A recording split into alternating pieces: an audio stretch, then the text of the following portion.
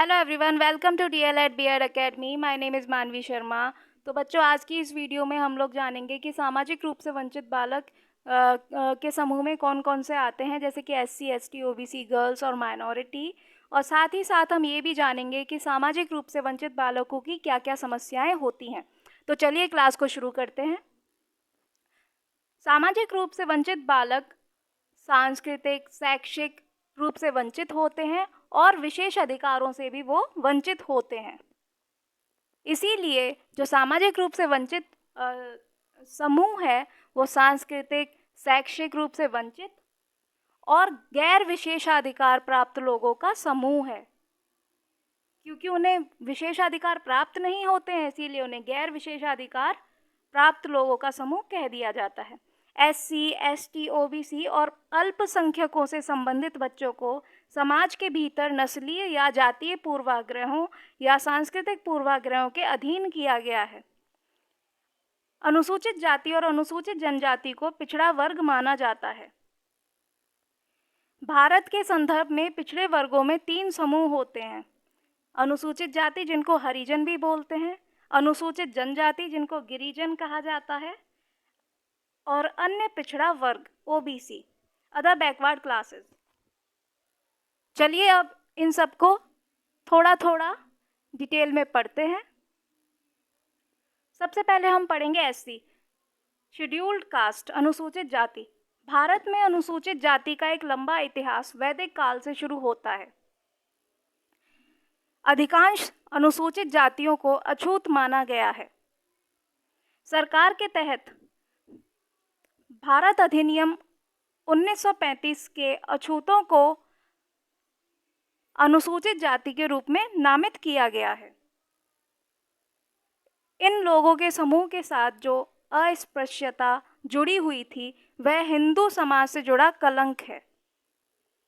Gandhi ji, doctor Bhimrao Ambedkar जैसे उल्लेखनीय व्यक्तित्वों का अस्पृश्यता को दूर करने की दिशा में प्रयास है। परिणाम स्वरूप भारत के संविधान के अनुच्छेद 17 में कहा गया कि अस्पृश्यता को समाप्त कर दिया गया। इस प्रावधान के अनुसरण में संसद अस्पृश्यता अधिनियम 1955 पारित करती है। इसे बाद में नागरिक अधिकार संरक्षण अधिनियम द्वारा प्रतिस्थापित किया गया।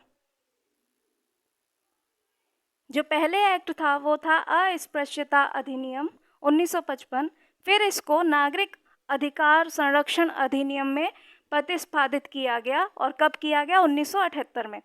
महात्मा गांधी ने अनुसूचित जाति को हरिजन के रूप में परिभाषित किया। हरि यानी भगवान और जन यानी लोग। अब एसटी पढ़ते हैं, अनुसूचित जनजाति, शेड्यूल्ड ट्राइब। जनजाति का अर्थ है साधारण लोग। क्या है बच्चों? जनजाति का जो अर्थ है वो है साधारण लोग जो पहाड़ियों और जंगलों में रहते हैं। संविधान के अनुच्छेद 336-25 में कहा गया है कि एसटी आदिवासी समुदायों या ऐसी जनजातियों या आदिवासी समुदायों के समूहों या समूहों के रूप में जनजातियां हैं जिन्हें भारत के राष्ट्रपति अनुच्छेद 341A के तहत सार्वजनिक अधिसूचना द्वारा निर्दिष्ट कर सकते हैं। ठीक, अनुच्छेद 341 के तहत सार्वजनिक अधिसूचना द्वारा उनको निर्दिष्ट कर सकते हैं, यानी कि उन्हें परिभाषित कर सकते हैं। ये अधिकार सिर्फ भारत के राष्ट्रपति को है। गिलिन और गिलिन परिभाषित करते हैं कि एक जनजाति स्थानीय समुदायों का एक समूह है जो एक आम क्षेत्र में रहता है, एक आम बोली बोलता है और एक आम संस्कृति का पालन करता है। गांधी जी ने एसटी को गिरिजन कहा है। आइए अब ओबीसी के बारे में जानते हैं। ओबीसी एक पॉपुलर टर्म है जिसे अन्य पिछड़ा वर्ग भी कहा जाता है। इस वर्ग में अनेक प्रकार की जातियां आती हैं। ओबीसी की जड़ें भारत के संविधान अनुच्छेद 16(4) और 340 में मौजूद हैं। जहां इसे अन्य पिछड़ा वर्ग के नाम से संकलित किया गया है। भारत में ओबीसी वर्ग में आने वाले लोगों की जनसंख्या 42% है। कितनी है बच्चों? 42%। जबकि आरक्षण सिर्फ 27% लोगों को ही प्राप्त है। यानी कि हमारे भारत में जो ओबीसी वर्ग से जो लोग हैं उनकी जनसंख्या सिर्फ 42% है, लेकिन उसमें से भी जो आरक्षण है वो सिर्फ 27% लोगों को ही प्राप्त है। ये उनके साथ एक भेदभाव की स्थिति को ही प्रदर्शित करता है। ओबीसी वर्ग को मंडल आयोग की सिफारिश पर 1979 में शामिल किया गया था। आर्थिक रूप से कमज़ोर वर्ग के लोगों को इस वर्ग में शामिल किया गया था। इस वर्ग के अंतर्गत आने वाले लोगों को सरकार की तरफ से विशेष प्रकार के लाभ प्रदान करने की व्यवस्था की गई है। ओबीसी श्रेणी में कोई भी हो सकता है, फिर चाहे वो किसान हो, चरवाहा हो, मजदूर हो, गरीब हो या फिर अन्य कोई भी परिवार का हो। चलिए अब ये जानते हैं कि अगर एससी, एसटी, ओबीसी को शिक्षा में शामिल कर लिया जाए तो इससे क्या मदद मिलेगी। शिक्षा में नुकसान और विविधता को दूर करने में मदद मिलेगी, क्योंकि एससी, एसटी और ओबीसी के जितने भी बच्चे हैं अगर उनको शिक्षा ना दी जाए तो ये शिक्षा का नुकसान ही है। तो अगर इन सभी को शिक्षा दी जाए प्रॉपर तरीके से तो शिक्षा में जो नुकसान हो रहा है वो भी नहीं होगा और जो विविधता है वो भी दूर हो जाएगी। हर बच्चे की ज़रूरतों को पूरा करने के लिए उसकी जाति पंथ की परवाह किए बिना शिक्षा में ये ज़रूरी है कि हम किसी में भेदभाव ना करें और चाहे वो किसी भी जाति का बच्चा क्यों ना हो उसको समान अवसर से शिक्षा मिले। शिक्षकों को सामाजिक नुकसान के मुद्दों के प्रति संवेदनशील होना चाहिए और उनके लिए विशेष देखभाल दिखानी चाहिए। उनके मन से नुकसान से जड़े कलंक को दूर करना, मतलब जो एससी, एसटी और ओबीसी के जो बच्चे हैं उनके मन में जो नुकसान से जो जुड़े कलंक हैं उनको दूर करने के लिए मदद मिलती है शिक्षा में शामिल करने से। सीखने की प्रेरणा को प्रभावित करने वाले हीनता की भावनाओं को दूर करने के लिए प्राथमिक और उच्च विद्यालयों को समाप्त करके और कॉलेज में भाग लेने और समाप्त करने की अधिक संभावना है। अगर हम इन बच्चों को शिक्षा में शामिल होने का मौका दें तो ये ज़रूरी हो जाएगा कि वो बच्चे अपनी प्राइमरी एजुकेशन भी कंप्लीट कर लें और हायर एजुकेशन भी कंप्लीट कर लें और साथ के साथ वो अपनी कॉलेज की भी जो पढ़ाई है उसको भी वो कंप्लीट कर लें। इसकी संभावना बढ़ जाती है। अपने सामाजिक नुकसान के कारण कम सामाजिक और मनोवैज्ञानिक तनाव दिखाना। जब उन्हें शिक्षा में शामिल कर दिया जाएगा तो जाहिर सी बात है कि उनका जो तनाव है, जो फ्रस्ट्रेशन है, वो भी कम हो जाएगा। चलिए आगे देखते हैं कि और क्या क्या मदद मिलती है शिक्षा में शामिल करने से। एकीकृत विद्यालय में ठीक से समायोजन करना। जो एकीकृत विद्यालय होते हैं, इंटीग्रेटेड स्कूल्स होते हैं, वहाँ पे वो ठीक से समायोजन कर पाएंगे। सफलता के लिए प्रयास करने की अपेक्षा असफलता से बचने की उच्च भावना को दूर करना। जो उनके अंदर असफलता वाली जो भावना होती है वो दूर हो जाएगी अगर उनको शिक्षा प्रदान की जाए तो, और उनके अंदर ये भावना आएगी कि वो भी सफल हो सकते हैं। उनके अंदर प्रयास करने की जो क्षमता है वो भी पैदा होगी। सामाजिक रूप से वंचित समूहों के बीच स्कूल छोड़ने की दर को कम करना। हाँ, जब हम किसी बच्चे को इन सभी जो समूह से जो बच्चे हैं उन सभी बच्चों को अगर हम शिक्षा प्रदान कराएंगे या निःशुल्क शिक्षा प्रदान कराएंगे तो जो स्कूल छोड़ने की जो ड्रॉप आउट रेट है वो कम होगी। स्कूलों में पर्याप्त संख्या में नामांकन बढ़ेगा। जब हम बच्चों को निःशुल्क शिक्षा भी देंगे तो उनका एनरोलमेंट भी बढ़ेगा। बिल्कुल सही बात है। विद्यालय में सार्थक भागीदारी के लिए सामाजिक बाधाओं को दूर करना। बच्चे साथ साथ पढ़ेंगे तो सार्थक भागीदारी भी होगी। सांस्कृतिक अभाव को दूर करना जिससे बौद्धिक क्षमता में वृद्धि हो। बच्चे पढ़ेंगे, बढ़ेंगे और ऐसे ही उनका बौद्धिक विकास भी होगा। स्कूलों में सामाजिक बहिष्कार का विरोध करना। चलिए आगे देखते हैं। अब हम जानेंगे कि हमारे समाज में लड़कियों की क्या स्थिति है और उनकी क्या शिक्षा है। बच्चों, हम सभी जानते हैं कि जो हमारा देश भारत है वो पुरुष प्रधान देश है और यहाँ पे महिलाओं की और लड़कियों की स्थिति है वो बहुत ही, कह सकते हैं कि निम्न स्तर पे है। उनकी स्थिति उतनी बेहतर नहीं है जो कि होनी चाहिए। वर्तमान भारतीय समाज में सामाजिक, सांस्कृतिक, आर्थिक दृष्टि से महिलाओं की स्थिति इस तरह की है कि जिससे उन्हें शिक्षा प्राप्त करने में कठिनाई होती है। और इनके क्या क्या कारण हैं वो देख लेते हैं। महिलाओं का रूढ़िगत कार्य क्षेत्र घर की चार दीवारी होना है और प्रमुख काम घरेलू काम है। ये एक स्टीरियोटाइप जैसा है कि अगर लड़की हो तो पढ़कर क्या करोगी, पढ़ना ज़रूरी नहीं है, घर के काम सीख लो, शादी ही तो करनी है तुम्हें। ठीक। फिर महिलाओं की प्रजनन और उनके पालन पोषण की भूमिका, शादी करनी है, बच्चे करने हैं और फिर उसके बाद उनका पालन पोषण करना है। बस यही भूमिका हमारा समाज जानता है, एक स्त्री का और एक महिला का और एक लड़की का। माता पिता अभिभावकों का लड़कियों को स्कूल भेजने के प्रति उपेक्षा भाव।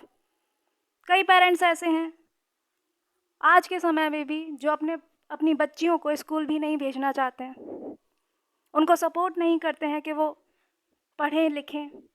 लड़कियों की औपचारिक पढ़ाई के प्रति समुदाय और अभिभावकों का पूर्वाग्रह, घर से बाहर निकलने पर प्रतिबंध की मनोवृत्ति। कई माँ बाप ऐसे हैं जो अपनी बच्ची को घर से बाहर ही नहीं निकलने देते। ग्रामीण क्षेत्र में छोटी उम्र में शादी। ग्रामीण क्षेत्र में क्या, ऐसे बहुत सी जगह हैं, ऐसे बहुत से क्षेत्र हैं जहाँ पर बच्चियों की छोटी उम्र में शादी की जाती है। पहले तो बाल विवाह एक कुरीति थी, एक रीति पहले चल ही रही थी, जो कि अब तो फिलहाल बंद हो गई है। पितृसत्तात्मक परिवार, ये भी एक कारण है। जब वो परिवार ही पितृसत्तात्मक है, वहाँ सत्ता ही पिता की है, तो माँ की तो कोई वैल्यू ही नहीं है वहाँ पे। शिक्षा क्षेत्र में भी लड़कियों की शिक्षा व्यवस्था पर अपेक्षाकृत कम ध्यान होना। जो शिक्षा क्षेत्र है वहाँ पर लड़कियों पर कम ध्यान दिया जाता है और लड़कों में ज़्यादा ध्यान दिया जाता है उनकी शिक्षा व्यवस्था में। हाँ, आजकल यह स्थिति नहीं है। इसके बावजूद अभी भी ग्रामीण क्षेत्रों में पूर्वाग्रह बहुत कम हुए हैं। चलिए आगे देखते हैं। सर्व शिक्षा अभियान कार्यक्रम के अंतर्गत लड़कियों की शिक्षा को विशेष ध्यान दिए जाने वाले समूह में रखा गया है। इनके लिए नामांकित युक्तियों को अपनाए जाने का प्रावधान है। समुदाय के लोगों, अभिभावकों को उत्प्रेरित करना और गतिशील बनाना। तो पहला तो प्रावधान ये कि हम जो भी समुदाय के लोग हैं उनको प्रेरित करें कि अपनी बच्चियों को पढ़ाओ, और अभिभावकों को प्रेरित करें कि अपनी बच्चियों का स्कूल में नामांकन करो ताकि वो पढ़ लिख कर कुछ बेहतर कर पाएँ अपने भविष्य में।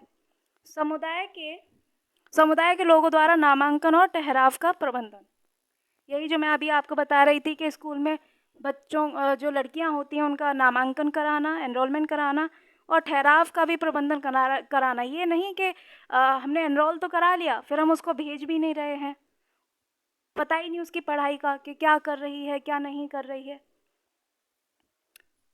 प्रवेश, ये गणवेश नहीं है, ये प्रवेश होगा, ठीक है। प्रवेश, छात्रवृत्ति, पाठ्य पुस्तक, पाठ्य सामग्री निःशुल्क उपलब्ध कराना। तो जिन माँ बाप के पास फीस देने के लिए भी पैसे नहीं हैं तो उनके लिए निःशुल्क ये सब चीज़ें जो हैं उपलब्ध कराई जा सकती हैं ताकि लड़कियों की पढ़ाई में कोई रुकावट ना आए। महिला समूहों का निर्माण एवं उनके द्वारा इस संबंध में सक्रिय प्रयास करना। महिलाओं का एक ऐसा समूह बना दिया जाए जिससे वो इस संबंध में कुछ प्रयास कर पाएँ। महिला समाख्या जैसे कार्यक्रमों के अंतर्गत महिला शिक्षा को प्रमुखता देना। विद्यालयों के प्रबंधन में महिलाओं की सहभागिता बढ़ाना। जो स्कूल का मैनेजमेंट है उसमें महिलाओं की सहभागिता ज़्यादा हो, इस पर ध्यान देना चाहिए। पाठ्यक्रम को महिलाओं की अभिवृत्ति और अभिरुचियों के अनुरूप बनाना चाहिए। जो पाठ्यक्रम है, जो सिलेबस है वो महिलाओं की अभिवृत्ति और उनकी अभिरुचियों के अनुरूप हो। लड़कियों के लिए अलग विशिष्ट पाठ्यक्रम का प्रावधान भी करना चाहिए। स्थानीय संदर्भानुसार पाठ्यक्रम को ढालना चाहिए। महिला जीवन से पाठ्यक्रम को संबद्ध करना चाहिए। ये वो विशेष प्रावधान हैं जो अपनाए जाने चाहिए ताकि एक लड़की की शिक्षा को बेहतर बनाया जा सके। अब हम ये जानते हैं कि जब प्रारंभिक स्तर पर अगर हमने ये सुझाव बना दिए और ये सुझाव अगर अपना भी लिए, तो उसके बाद जो आगे आने वाली जो नीति है उसमें क्या प्रावधान होने चाहिए महिला के लिए। शिक्षा महिला सशक्तिकरण का सशक्त माध्यम बने। समाज में महिलाओं के प्रति दृष्टिकोण एवं उनके समाज में महत्वपूर्ण स्थान को प्रतिपादित करने वाली शिक्षा की व्यवस्था की जाए। महिला अध्ययन विभिन्न पाठ्यक्रमों का आवश्यक अंग बने। महिलाओं को व्यावसायिक तकनीकी शिक्षा तक पहुंच बढ़े। जो महिलाएं हैं उनको व्यावसायिक तकनीकी शिक्षा भी मिलनी चाहिए। महिलाओं में आत्मविश्वास एवं अपने प्रति दृष्टि का विकास करने वाली महिला शिक्षा की व्यवस्था की जाए। महिलाओं में समालोचनात्मक सोच का विकास हो और इस प्रकार का पाठ्यक्रम और क्रियाकलाप महिला शिक्षा के अभिन्न अंग हों। पारिवारिक निर्णयों, सामाजिक, राजनीतिक आदि निर्णयों में महिलाओं की सक्रिय भागीदारी हो, ये ऐसा प्रावधान होना चाहिए। सामाजिक परिवर्तन की प्रक्रिया में महिलाओं की समान सहभागिता हो, यह सुनिश्चित किया जाना चाहिए। समाज के दृष्टिकोण में परिवर्तन हेतु सामुदायिक सामूहिक क्रियाकलाप संगठित किए जाएं। अब हम जानते हैं अल्पसंख्यक के बारे में। तो अल्पसंख्यक यानी कि माइनॉरिटी क्या होती है वो पढ़ते हैं। बोलचाल की भाषा में अल्पसंख्यक शब्द से तात्पर्य है ऐसे समूह जिनकी जनसंख्या संपूर्ण जनसंख्या के आधे से भी कम हो और जो अन्यों से भिन्न हो तथा विशेष रूप से जाति, धर्म, परंपराओं तथा संस्कृति, भाषा आदि की दृष्टि से प्रधान वर्ग रहा हो।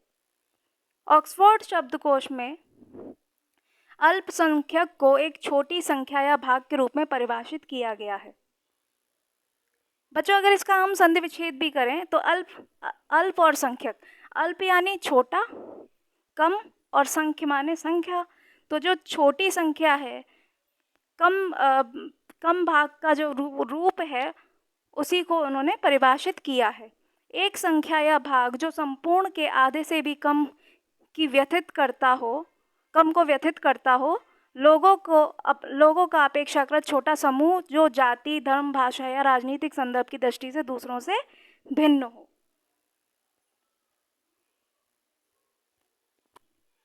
भारतीय संविधान में अल्पसंख्यक शब्द का प्रयोग तो है, लेकिन इसको स्पष्ट रूप से परिभाषित नहीं किया गया। जहाँ तक धर्मों का प्रश्न है, भारत में इस्लाम, ईसाई, सिख, बौद्ध, जैन और जनजातीय धर्मों को अल्पसंख्यकों की श्रेणी में रखा गया है। किस किस को रखा गया है? इस्लाम, ईसाई, सिख, बौद्ध, जैन तथा जनजातीय धर्म को अल्पसंख्यक की श्रेणी में रखा गया है।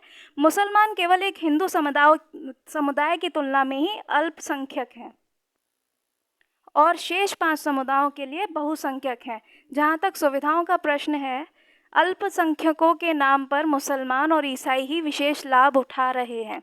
मुसलमान आर्थिक दृष्टि से पिछड़े हुए हैं।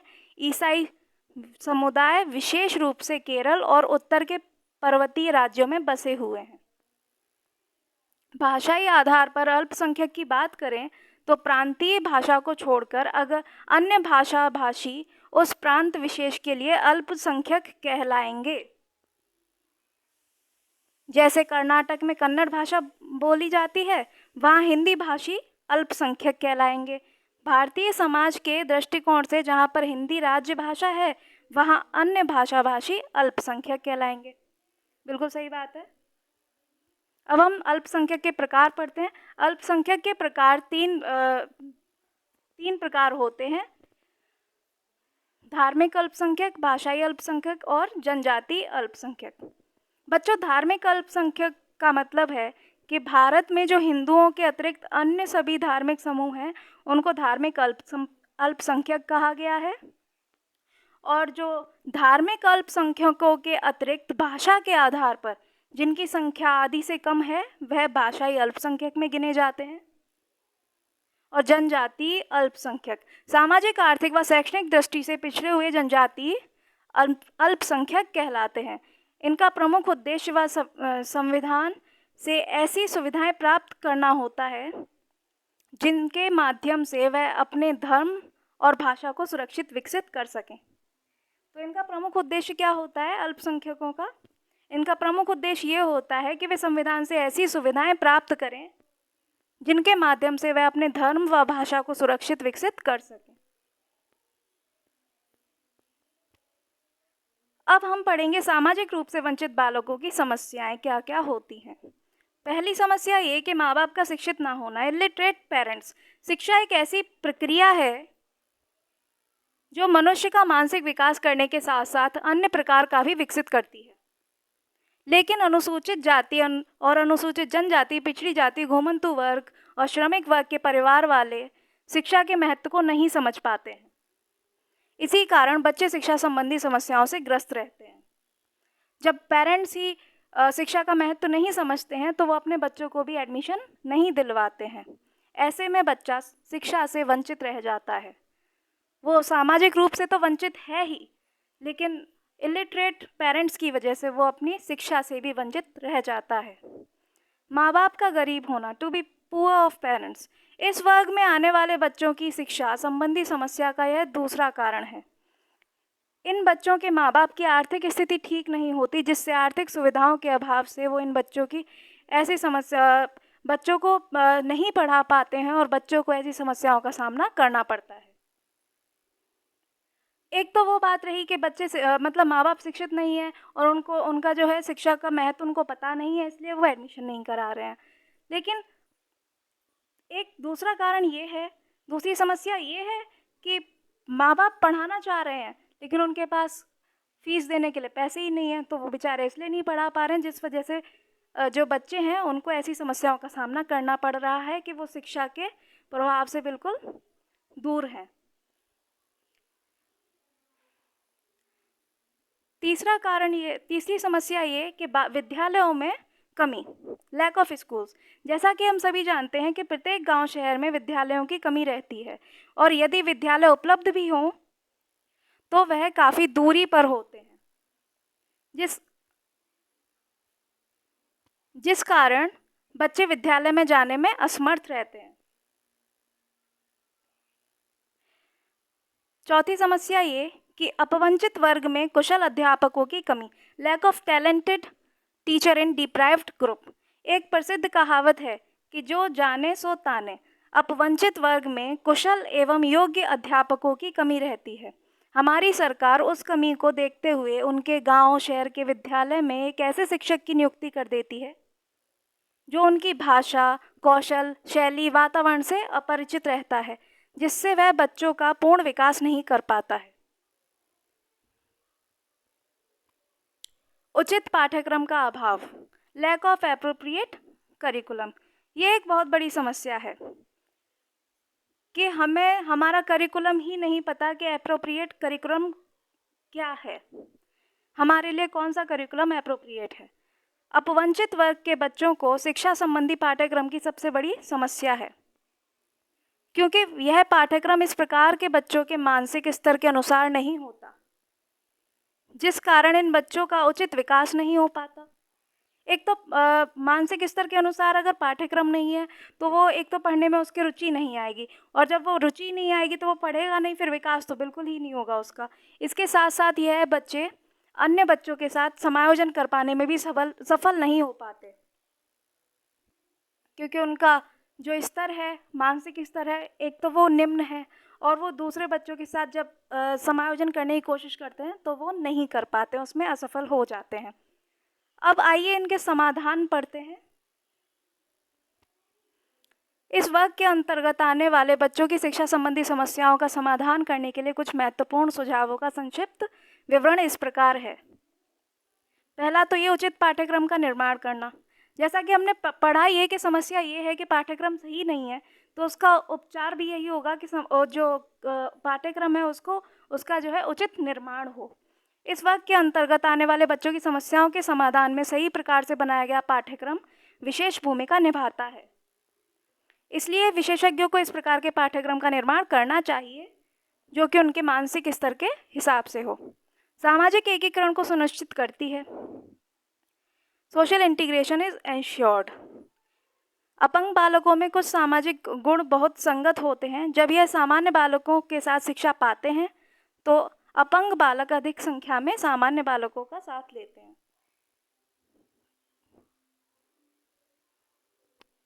चलिए आगे देखते हैं।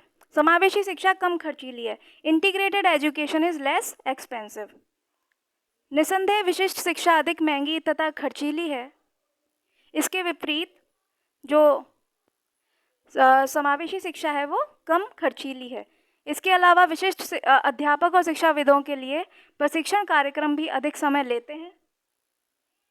दूसरे दृष्टिकोण से समावेशी शिक्षा कम खर्चीली है और लाभदायक है। अपंग बालक को सामान्य कक्षा में शिक्षा पर कम खर्च आता है। समावेशी शिक्षा के माध्यम से एकीकरण संभव है। Integration is possible through inclusive education. विशिष्ट शिक्षा व्यवस्था की अपेक्षा समावेशी शिक्षण व्यवस्था में सामाजिक विचार विमर्श अधिक किए जाते हैं, अर्थात उच्चारण अधिक है। अपंग तथा सामान्य बालकों में सामान्य शिक्षा के अंतर्गत एक प्राकृतिक वातावरण बनाया जाता है। इस वातावरण में अपने सहपाठियों से सीखना, स्वीकार करना, स्वयं को दूसरों के द्वारा स्वीकार कराया जाना समावेशी शिक्षा द्वारा संभव है। सामान्य वातावरण में कक्षा उपयुक्तता की भावना तथा भावनात्मक समायोजन का विकास होता है। तो हम बच्चों यही समझते हैं कि ऐसे बच्चों के लिए समावेशी शिक्षा का प्रावधान करना चाहिए ताकि वो सामान्य बच्चों के साथ सामान्य वातावरण में समायोजन कर पाएँ, अपनी मानसिक बौद्धिक स्तर है उसको बढ़ा पाएँ, अपनी पढ़ाई में रुचि ला पाएँ, और क्योंकि समावेशी शिक्षा ज़्यादा खर्चीली भी नहीं है तो उसका वो लाभ भी उठा पाएँ। तो इस तरह से समावेशी शिक्षा एक बहुत बड़ा कारण बन जाती है उनको लाभ देने में, ताकि वो अच्छे से अपना पढ़ पाएँ और अपना अच्छा फ्यूचर बना पाएँ। शैक्षिक एकीकरण संभव है। Academic integration is possible. शैक्षिक योग्यता सामान्यता समावेशी शिक्षा के वातावरण द्वारा संभव है।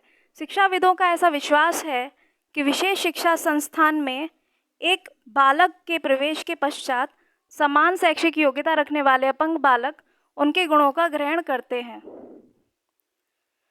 शिक्षाविदों को यह मालूम होता है कि विशिष्ट बालक विद्यालयों में छात्र तथा अपंग छात्र शिक्षा के पूर्ण ग्राही नहीं होते। सामान्य विद्यालय में बाधित छात्रों को प्रवेश दिलाने के कारण वह ठीक प्रकार से शिक्षा ग्रहण करने में असमर्थ होते हैं। एक प्रकार से कहा जा सकता है कि लचीले वातावरण तथा आधुनिक पाठ्यक्रम के साथ समावेशी शिक्षा शैक्षिक एकीकरण लाती है। देखिए बच्चों, जो विशेष शिक्षा होती है वहाँ पर सिर्फ अपंग बालक या जो स्पेशल चाइल्ड होते हैं वो ही पढ़ते हैं, जिसकी वजह से वो अलग थलग ही रहते हैं सामान्य बच्चों से। इसके विपरीत जो समावेशी शिक्षा है वहाँ पर क्योंकि सारे बच्चों को एक साथ पढ़ाया जाता है तो वहाँ का जो वातावरण होता है वो भी फ्लेक्सिबल होता है और आधुनिक पाठ्यक्रम के साथ होता है। इसीलिए हमें ऐसे बच्चों को समावेशी शिक्षा का ही प्रावधान देना चाहिए। समानता के सिद्धांत का अनुपालन करना। Principle of equality is maintain. और जब हम समावेशी शिक्षा में समावेशन करते हैं सभी बालकों का एक साथ, तो जो प्रिंसिपल ऑफ इक्वलिटी है यानी कि जो समानता का सिद्धांत है उसका अनुपालन भी होता रहता है। भारत में सामान्य शिक्षा व्यापक रूप से विस्तार की संवैधानिक व्यवस्था की गई है और साथ साथ शारीरिक रूप से बाधित बालकों के लिए शिक्षा को व्यापक रूप देना भी संविधान के अंतर्गत ही दिया गया है।